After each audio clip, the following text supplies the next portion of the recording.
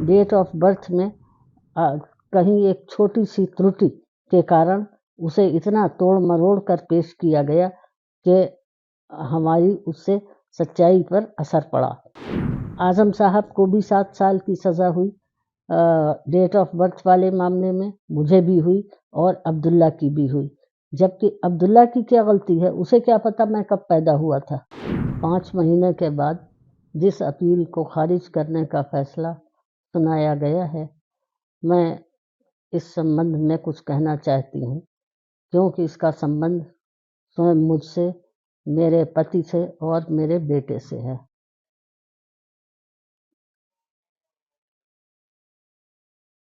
यहाँ पर मैं एक बात और कहना चाहती हूँ कि माननीय न्यायाधीशों को फैसला देने से पूर्व उस शपथ पत्र को भी ध्यान में रखना चाहिए जिस शपथ को उन्होंने कार्यभार ग्रहण करते समय लिया है। मैं न्यायाधीशों का बहुत सम्मान करती हूँ, मगर उस न्यायपालिका का सम्मान करती हूँ जिसका उल्लेख डॉक्टर अम्बेडकर ने संविधान में किया था।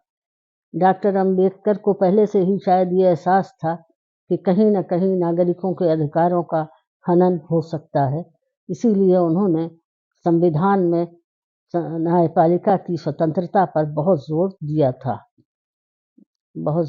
था यहाँ। और अब मैं अपने भी कुछ ज़ाती अनुभव भी बताना चाहती हूँ कि डेट ऑफ बर्थ में एक माँ से ज़्यादा सच्चाई और कौन बता सकता है। डेट ऑफ बर्थ में कहीं एक छोटी सी त्रुटि के कारण उसे इतना तोड़ मरोड़ कर पेश किया गया कि हमारी उससे सच्चाई पर असर पड़ा। और हमारे इसके सारे रिकॉर्ड्स अब्दुल्ला की डेट ऑफ बर्थ के राजकीय महिला महाविद्यालय में मौजूद हैं।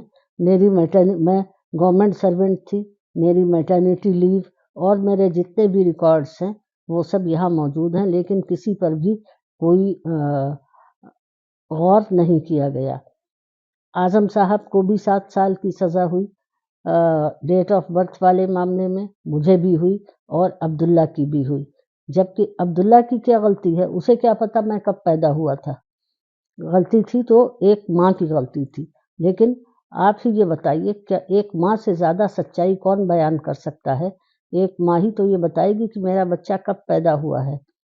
और दूसरी बात ये है कि जितने अब आज़म साहब ने जो भी उनके बयान थे, उनकी किसी अधिकारी ने शिकायत नहीं की थी, किसी और व्यक्ति ने शिकायत नहीं की थी, तो कोई बिना किसी सबूत के उन्हें सज़ा दी गई हर चीज़ में।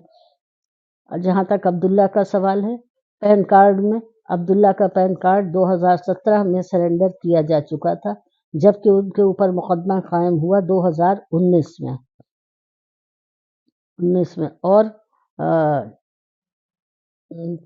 और जहाँ तक के पासपोर्ट का सवाल है, उसमें भी अब्दुल्ला को फंसाया गया है।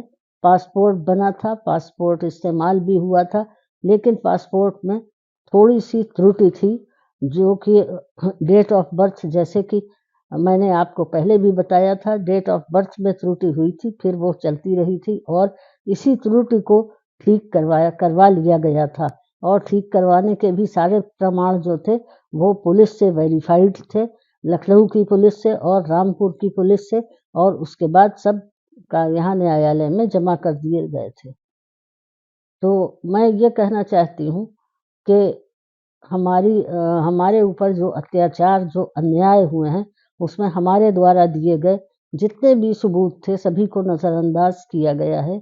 मैं इसीलिए माननीय सर्वोच्च न्यायालय से ये अपील करती हूँ कि हमारे ऊपर जो अन्याय और अत्याचार हो रहे हैं उनका संज्ञान लेते हुए हमें न्याय दिलाने की कृपा करें।